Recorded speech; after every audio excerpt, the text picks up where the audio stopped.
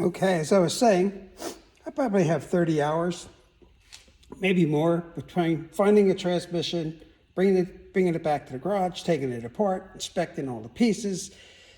Sometimes I took pieces from a different transmission and made one out of it because, like I said, all this stuff is old. You can buy everything for this transmission, brand new, aftermarket if you want, and they'll handle up to 3,000 horsepower.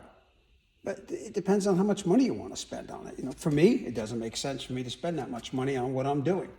And like I said, I have 700 horsepower in a pretty light car, so I can get away with some stuff. I'm going to try to get away with stock planetary. I've done it before. I've gotten away with it, but it's a chance. Anyway, my director, filmer, sound guy, producer, Tommy, is in school today, so I'm going to finish this up. All the prep work has been done. If you have a parts cleaning machine, like an old dishwasher, that really helps. Don't dare bring it in the house and do it. You'll end up being divorced or thrown out of the house. I've done it before with the old dishwasher before I threw it away and replaced it with a new one, but it works great. Put the transmission case in there, turn it on, and it cleans it up. I had to clean this with the pressure washer, and it worked out fine.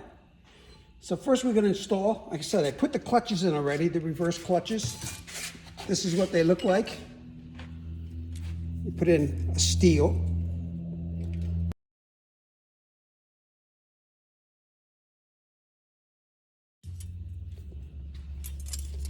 And depending on your setup, what thickness your piston is, you can use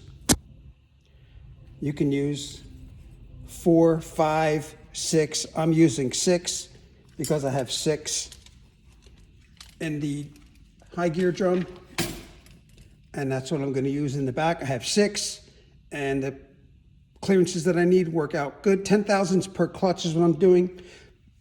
So I got 65 thousandths on 6 clutches, as close as it's going to get. First thing that goes in is the ring gear, the sun gear, whatever you want to call this. Everybody calls it a different name. I call it a ring gear. It goes on the outside of the planetary. This goes in and aligns with the clutches. Some guys make it look real easy. Sometimes it falls right in. Sometimes you got to wrestle with it a little bit. You have to line up all the little teeth with the clutches and drop it in place. I'm going to tip it up. Let gravity do some of the work. Be patient. When I got this dropped in, it's much easier letting gravity do the work instead of trying to hold it up and do it the hard way. Now, one more to go. Come on, line up. Let's go. Yep, here we go. You'll hear it make a clunk when it's all lined up. When everything lines up, you'll hear it clunk. Then you know you got it. And you can see it too. You can see it line up. There it is. It's all the way down. All the clutches are lined up with the ring gear. Here, metal on metal. That's the way it should be. You can see it. She's lined up.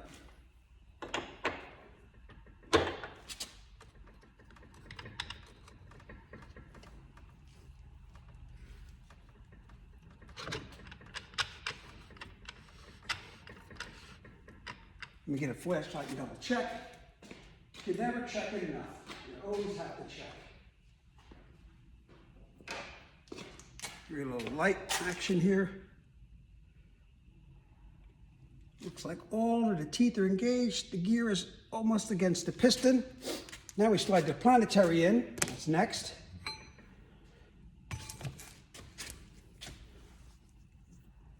There's one of the rebuilt planetaries. I already lubed it up really good with ATF.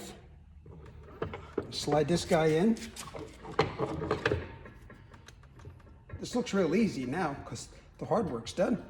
It's assembling all these, putting the clutches together, cleaning the case, inspecting everything, making everything up to specs as good as you can. I mean, the books tell you different things. I hear the reverse clutches. Some guys like they're on 100 thousandths clearance. Some guys like they're on 45.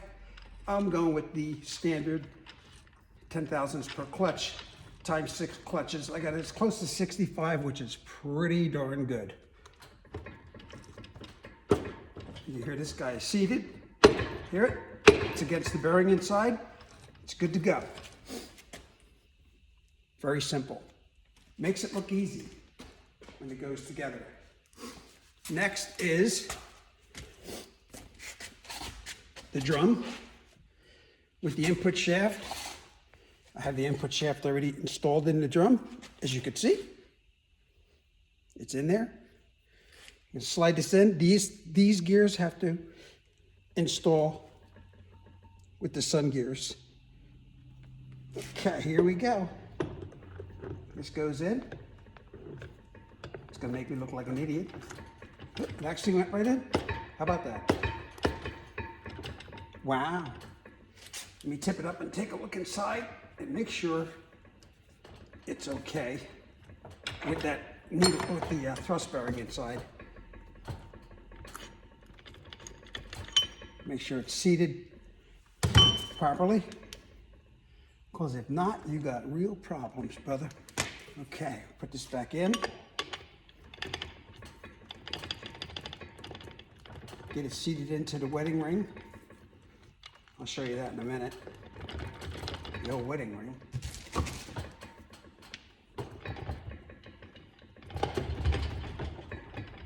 Just wiggle it, patience. Okay.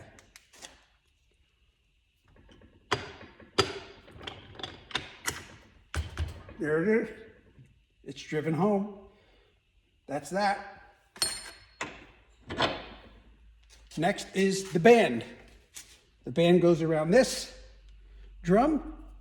When the servo comes on, it clamps this band shut, tightens up on this drum, and it gives you low gear.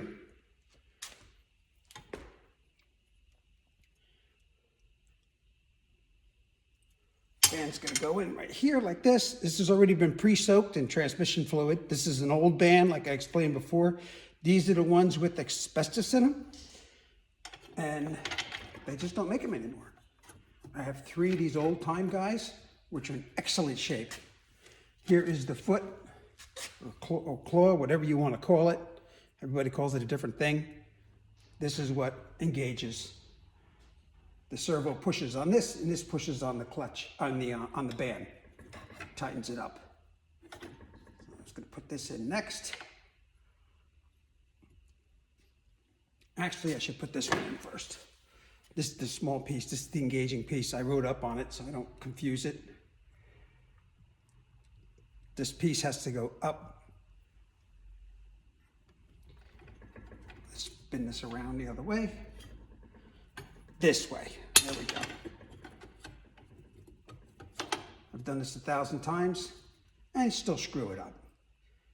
It's because we're human. Here we go. Try not to drop all the pieces inside.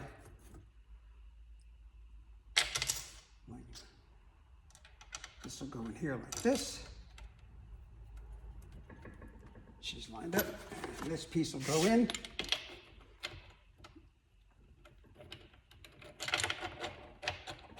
Easier said than done, but it goes in, believe me or not, it goes in. And I'll show you this as soon as I get it connected, what it looks like inside. The heck's rattling over there.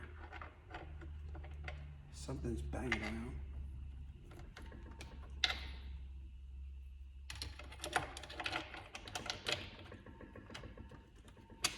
Okay, there it is. I'm going to show you what that looks like. Oh, that was good. See? Happens to the best of us. Pause.